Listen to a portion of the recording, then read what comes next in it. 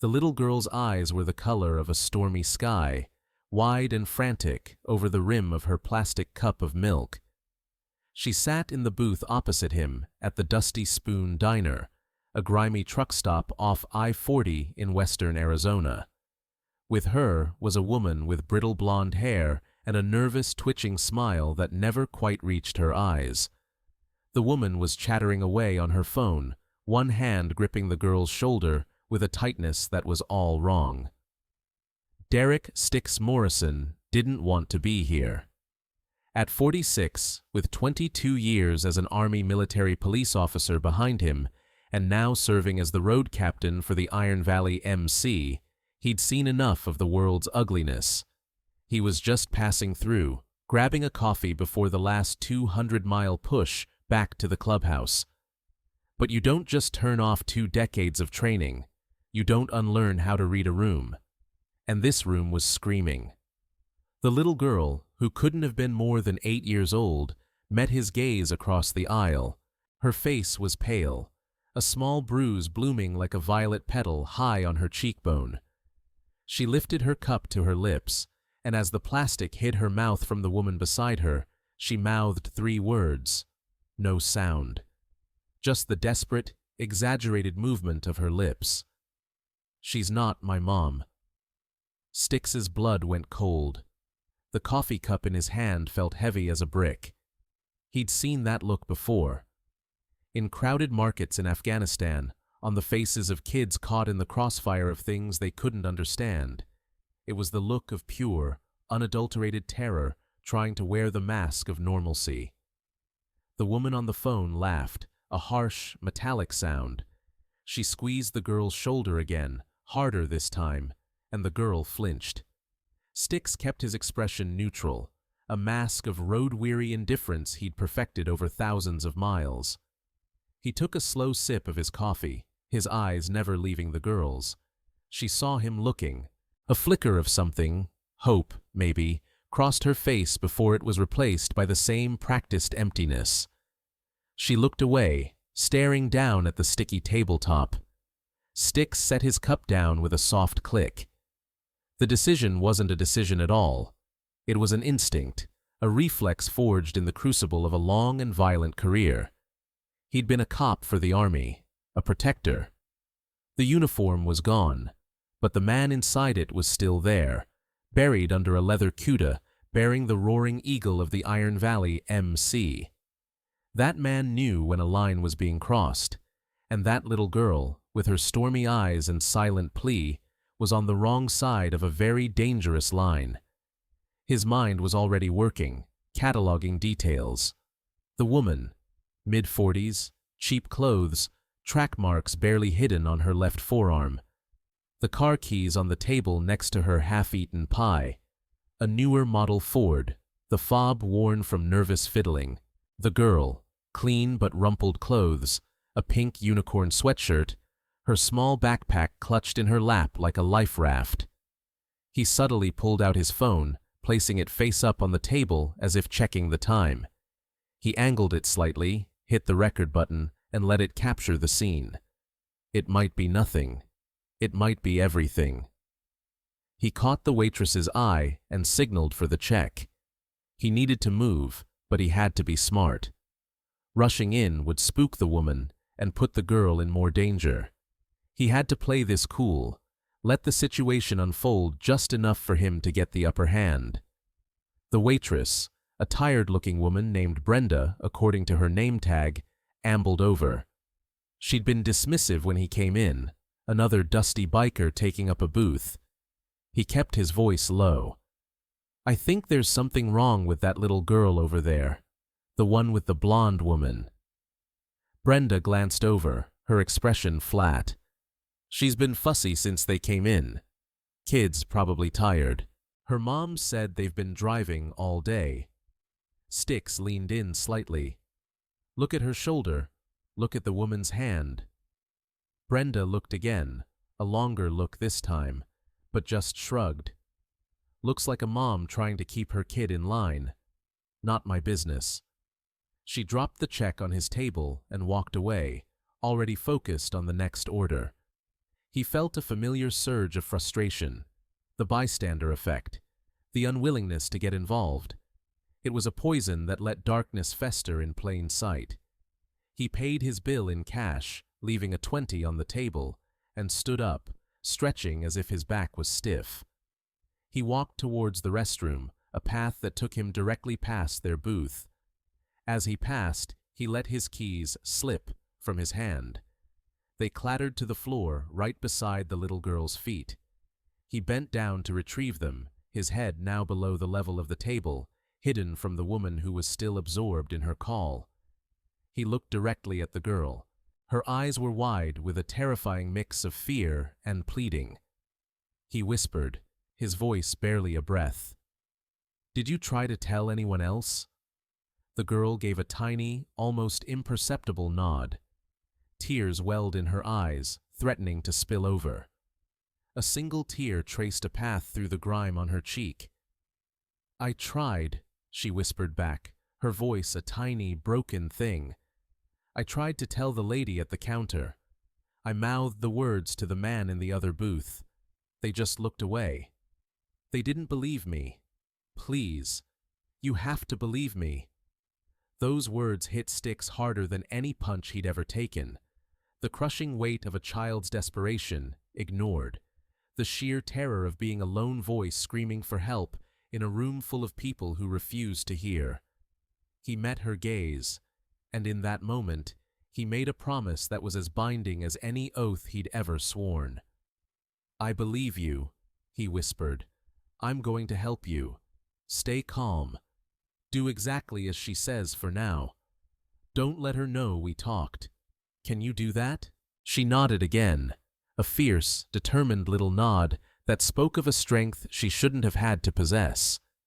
He scooped up his keys and stood, giving the woman a polite nod as he passed. She ignored him completely.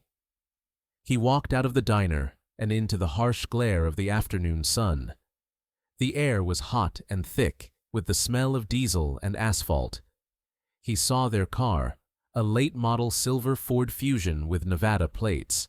He memorized the number, repeating it in his head. LCV 4871. LCV 4871. He pulled out his phone and snapped a quick, surreptitious photo of the car and the plate from behind a semi-truck. His first instinct was to call 911 immediately. But he knew how these things could go. A welfare check. The woman would put on a show, claim the girl was her difficult daughter. Without concrete proof, the cops might just talk to them and leave, making the situation 1,000 times worse for the girl. He needed leverage. He needed eyes. He needed his brothers.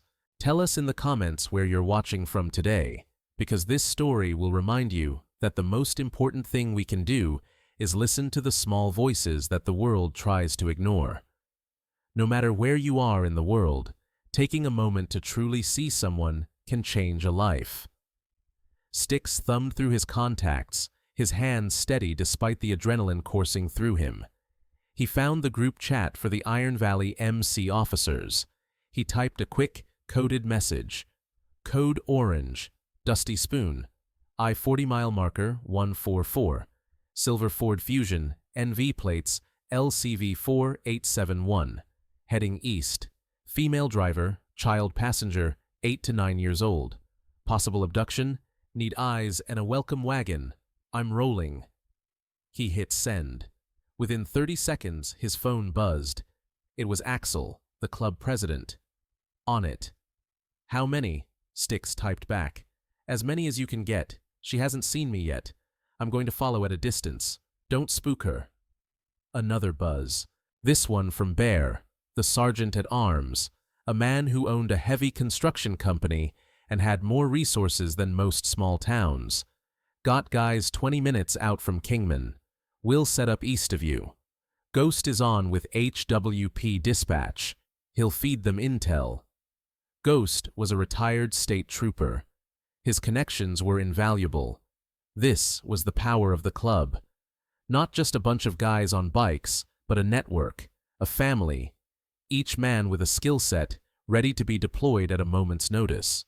Mechanics, paramedics, business owners, ex-cops, ex-soldiers. A formidable machine when pointed in the right direction. He swung his leg over his Harley-Davidson Road Glide, the worn leather of the seat a familiar comfort. He fired up the engine, the deep, throaty rumble, a promise of impending thunder.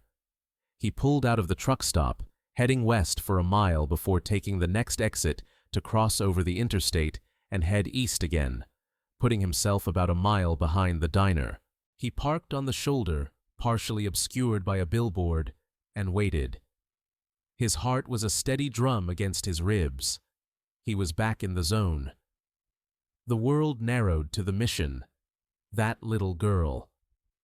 5 minutes later, the silver Ford Fusion pulled out of the truck stop and merged onto I-40, heading east. Styx gave her a 2-mile lead before pulling out and following.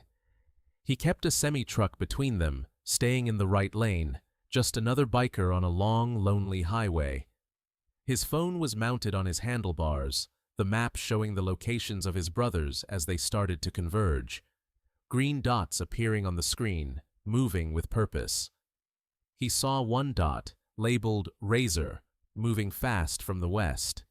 2 more, Bull and Stitch, were ahead of the target, pulling out from a gas station in Kingman. Within 30 minutes, he knew he'd have a loose perimeter around the car. Now it was time to bring in the law, but on their terms. He dialed 911 using his Bluetooth headset. He was calm, professional. "This is Derek Morrison. I'm on Interstate 40 eastbound, approaching mile marker 148. I am reporting a possible child abduction in progress." He laid it out clearly. The description of the car, the license plate, the woman, the child. He told them about the girl's silent plea, the bruise on her cheek, the way the woman held her. He mentioned his background as a former MP. He gave them his name and the name of his club. The dispatcher was professional, but skeptical. "Sir, are you certain? We don't have any amber alerts for a silver Ford Fusion. I am 100% certain that child is in distress and believes she is in danger. I have visual on the vehicle now. It is maintaining a speed of approximately 80 miles per hour. There was a pause. He knew what they were thinking. Biker. Vigilante. But he also knew Ghost was likely working the back channels. A new voice came on the line. A man's voice, calm and authoritative. "Mr. Morrison, this is Sergeant Miller with the Arizona Highway Patrol. I've got a unit about 15 minutes behind you. Can you maintain visual without engaging?" "Affirmative. I have associates also in the area who can provide additional observation points. We will not engage. We are merely providing intel." Another pause. Miller was likely weighing the liability of working with a motorcycle club against the potential of saving a child's life. "Copy that, Morrison. Keep this line open. Update me with any changes." The game was on. For the next 40 minutes, Styx became a shadow. He hung back, letting other cars pass, never getting close enough to be noticed. His phone buzzed intermittently with updates from his brothers. Razor has visual from the westbound lanes. Bull and Stitch are now 2 miles ahead, setting up at an overpass. 5 more are leaving the clubhouse. ETA 45 minutes to your position. The network was alive. 18 men in total were now mobilized, a silent rolling cordon of leather and steel, all focused on one silver car and the precious cargo inside it. They were a pack, and they were closing in.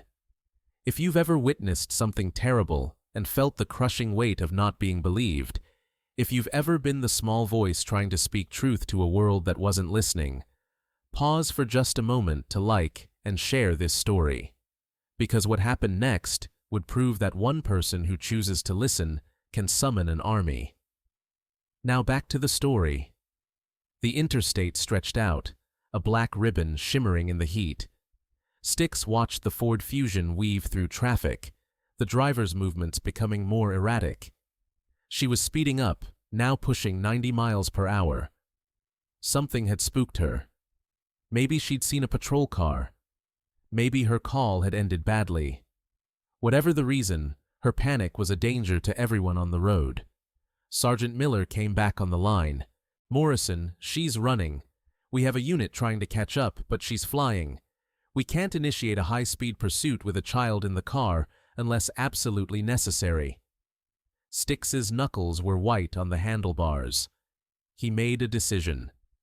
"Miller, there's an exit in 3 miles. Exit 165. It leads to a secondary highway, mostly deserted. If she takes it, she'll be much harder to track." "What are you suggesting?" "My guys can slow her down. A rolling blockade. Not aggressive. Just traffic." There was a long silence. Styx knew he was asking a sworn officer of the law to sanction a gray area maneuver by a motorcycle club. "Do it," Miller said, his voice tight. "But you keep it clean, Morrison. You get in my trooper's way, and I'll have your whole club in cuffs. Copy that." Styx switched his comms to the club channel. "All right, listen up. Target is approaching exit 165. Bull, Stitch, you're up. We're creating traffic. Get in front of her. 2 in front, 2 behind. Box her in, slow her to 60. Razor, you hang back with me. We're the safety net. Go!"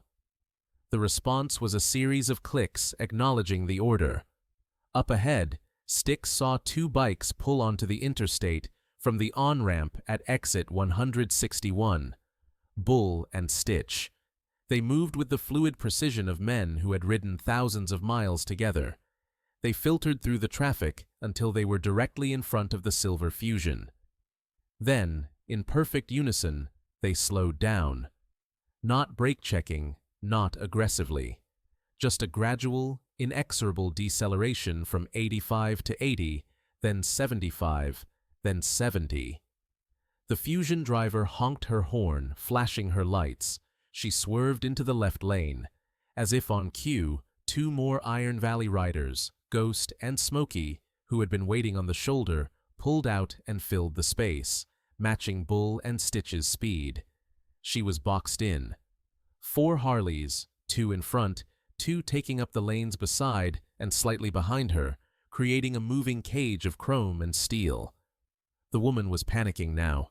Styx could see the car swerving slightly within the confines of the box. The exit was coming up. The woman jerked the wheel, trying to cut across the lane to get to the ramp. Bull, a man built like the refrigerator he used to haul for a living, simply moved his massive motorcycle over, blocking her path. There was no contact, just the undeniable presence of 700 pounds of American steel saying, "Not today." She missed the exit. Styx heard Sergeant Miller on the line, his voice a mix of awe and anxiety. "Jesus, Morrison, your boys are disciplined. They're good men, Sergeant. They know what's at stake." The highway patrol cruiser, lights now flashing, was closing the distance fast. The sight of the police car seemed to break the woman completely. She slammed on her brakes. The bikers behind her reacted instantly, fanning out to avoid a collision. The Fusion screeched to a halt in the middle of the right lane of I-40. Before the car had even stopped rocking, Bull and Ghost were off their bikes, weapons drawn. They were both licensed to carry, and in this moment, they were not taking chances. Styx and Razor pulled up, creating a barrier with their own bikes. The other riders formed a semicircle, effectively shutting down the highway. Traffic ground to a halt behind them. It had taken exactly 28 minutes from the moment Styx left the diner. Styx dismounted, his eyes locked on the driver's side door. The woman was screaming, her face contorted in a mask of rage and fear. The little girl was huddled against the passenger door, as far away from the woman as she could get. The trooper's car screeched to a stop behind them. Sergeant Miller emerged, gun drawn, his face a grim mask. He took in the scene, the surrounded car, the organized bikers holding position, and nodded once to Styx. "Get on the ground!" Miller's voice boomed through a loudspeaker. "Driver, "Hands out the window! Now!" The woman didn't comply. Instead, she did something that chilled Styx to the bone. She turned and grabbed the little girl, pulling her across the seat and holding her tight. She was trying to use her as a shield. That's when Styx moved. He walked towards the passenger side of the car, his hands held up and open to show he was unarmed. "Let the girl go," he said, his voice calm and even, cutting through the woman's frantic shrieks. "It's over." The woman's eyes, wide and wild, darted to him. "You! The biker from the diner! You did this!" "Let her go," Styx repeated. He was now at the passenger window. He could see the little girl's face, streaked with tears, but her eyes were fixed on him. In them, he saw not just fear, but trust. She had trusted him, and he had come. The woman fumbled with something at her waist. Styx's training screamed at him. Weapon. He didn't hesitate. He slammed the heel of his palm against the safety glass of the window. It spiderwebbed, but didn't break. He hit it again, with the full force of his body, roaring with effort. The glass shattered, imploding into the car.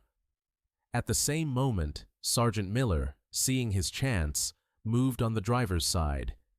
He smashed the driver's window with the butt of his pistol, reached in, unlocked the door, and pulled the stunned woman out of the car, slamming her onto the hot asphalt. Styx reached through the broken passenger window, his hands carefully avoiding the jagged edges of glass. He looked at the little girl. "It's okay. I've got you." He unbuckled her seatbelt and gently pulled her out of the car, shielding her body with his own. He carried her away from the scene, away from the screaming woman now being handcuffed, away from the flashing lights and the shattered glass. He walked her over to his motorcycle and sat her down on the seat, standing in front of her so she couldn't see what was happening behind them. He took off his leather kuta, the heavy vest with its patches and pins, and wrapped it around her small, trembling shoulders. It was ridiculously large on her, but it was warm, and it smelled of leather and road dust and safety. She looked up at him, her stormy eyes filled with a universe of emotion. "You came," she whispered. "I told you I would," he said, his voice thick. "What's your name?" "Lily," she said. "My name is Lily Mendez." "Well, Lily Mendez," he said, managing a small smile. "You were very brave today. You did everything right." A second patrol car arrived, and a female officer, Trooper Davis, came over. She had a gentle smile and kind eyes. She knelt down to Lily's level. "Hi, Lily. I'm here to help. Is it okay if I talk to you for a minute?" Lily looked at Styx. He nodded. "It's okay. She's a friend." While Trooper Davis gently talked to Lily, getting the preliminary details, Styx walked over to Sergeant Miller, who was watching the kidnapper being placed in the back of his cruiser. "Her name is Janice Welch," Miller said, shaking his head. "She's Lily's non-custodial aunt. The parents have a restraining order against her. She snatched her from a park in Henderson, Nevada, 2 days ago. We just got the BOLO alert from Nevada PD. You beat them to it." Styx looked over at Lily, now bundled in a police blanket, sipping from a bottle of water. 2 days. That brave little girl had been holding it together for 2 whole days. Miller looked at the assembled members of the Iron Valley MC, who were now directing traffic and clearing a path for other emergency vehicles. "You guys are all right, Morrison. You did a good thing here today." "We just listen," Styx said. "If this story has touched your heart, take a moment to share it and subscribe to Bike Diaries, because what happened next would prove that the bonds forged in crisis are the strongest of all. Hit that hype button, and if you want to support what we do, the membership link is below. Now back to the story. It took 4 hours for Lily's parents to make the frantic drive from Nevada. Styx and his entire crew waited. They didn't leave. They bought water and snacks from a nearby gas station for the troopers and for Lily. Bear, the big construction owner, even managed to find a brand new unicorn coloring book and a pack of crayons. The Iron Valley MC set up a quiet, protected perimeter around the patrol car where Lily was sitting, ensuring no media or looky-loos could get close. They were her guardians now, silent sentinels of leather and chrome. When the dusty minivan finally screeched to a halt on the shoulder, a man and a woman tumbled out, their faces etched with the agony of 2 days of sleepless terror. Maria and David Mendez. They ran towards the patrol cars, their eyes searching wildly. Maria saw her daughter step out of the car, wrapped in a blanket, and let out a cry that was part sob, part prayer. Lily! Lily's face broke into a real, radiant smile for the first time. Mommy! Daddy! The family collided in a tangle of arms and tears. They dropped to their knees on the side of the highway, holding each other as if they might never let go. Every biker, every hardened state trooper had to turn away, a lump forming in their throats. It was a sacred moment, a family made whole again against impossible odds. After several long minutes, David Mendez stood up, his eyes scanning the faces of the men standing by their motorcycles. Trooper Davis pointed towards Styx. That's the man who found her. David walked over to Styx, his face a mess of tears and gratitude. He was an ordinary man, an accountant by the looks of his worn polo shirt, and he was standing before a man who looked like everything he wasn't. But in that moment, they were just two men connected by the love of a child. There are no words, David started, his voice cracking. How can we ever thank you? You saved our daughter. Styx just shook his head. Your daughter saved herself. She was brave enough to ask for help. I was just the first person who was smart enough to listen. Maria Mendez came over, holding Lily's hand. She reached out and placed her hand on the roaring eagle patch on Styx's chest. Thank you, she whispered, tears streaming down her face. From the bottom of my heart, thank you. You and your friends. You are angels. Styx looked at the 18 rough, weathered bikers standing behind him. Angels was a new one, but today, maybe it fit. As the Mendez family prepared to leave, finally cleared by the troopers to take their daughter home, Lily ran back over to Styx. She stood before him, her small hand clutching the giant leather vest he'd given her. She held it out to him. This is yours. Keep it, he said, his voice softer than he thought possible. You earned it. But she shook her head. No. She pointed to a small, simple pin on the lapel. It was his old MP insignia. Can I have this one? To remember? Styx carefully unpinned it and pressed it into her small hand, closing her fingers around it. You were braver than any soldier I ever knew today, Lily Mendez. Don't you ever forget that. You saw me, she said, her voice full of a child's simple, profound wisdom. I tried to show the other people, but they didn't see. But you saw me. I'll always see you, kid. That's a promise. He watched them drive away, the little girl's face pressed against the back window, her hand held up in a wave, until the minivan was just a speck on the horizon. His brothers clapped him on the shoulder, a silent, powerful gesture of respect and brotherhood. The job was done. Thank you for watching this story about Lily and Styx and the Iron Valley MC. It's a powerful reminder that heroes don't always wear capes. Sometimes they wear leather and ride motorcycles. But most importantly, they're the ones who pay attention when a child is in danger. If this story has moved you, please subscribe to Bike Diaries, hit that hype button, and share this with everyone who needs to remember that believing a child can save a life.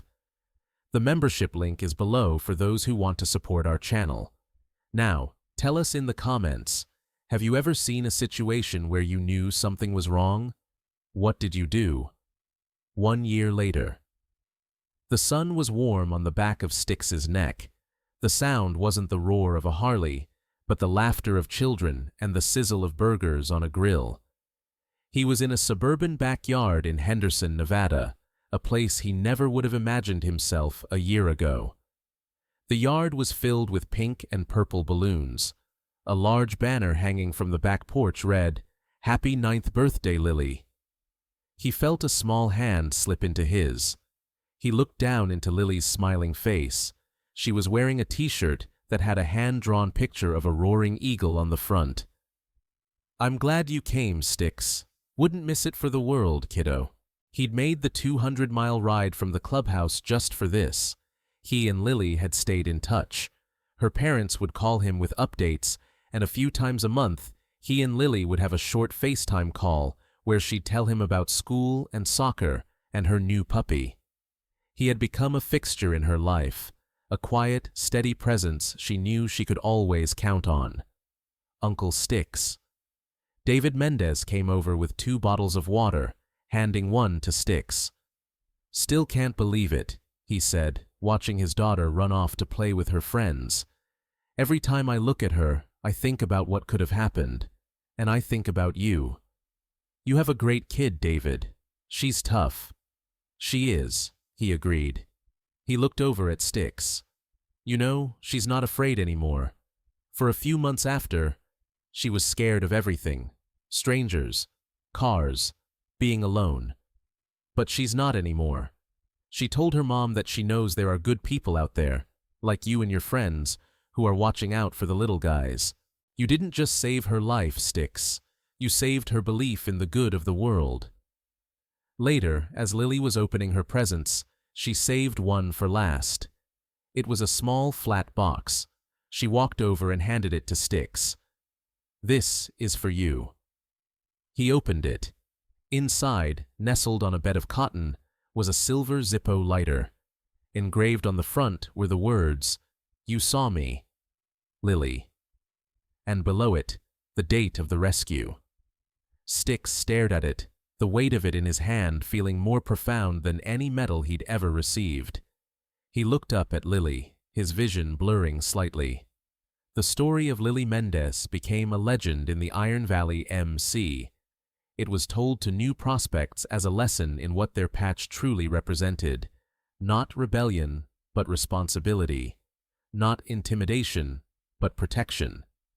It was a reminder that the greatest strength of the wolf is the safety of the pack, and their pack was for anyone who needed it. Styx still rode the long, lonely highways, but now he rode with a purpose that felt sharper, clearer. He was a watcher, a guardian, a man who had learned the most important lesson of all on the side of a dusty interstate. All it takes to defeat the darkness is for one good person to see the light and believe in it.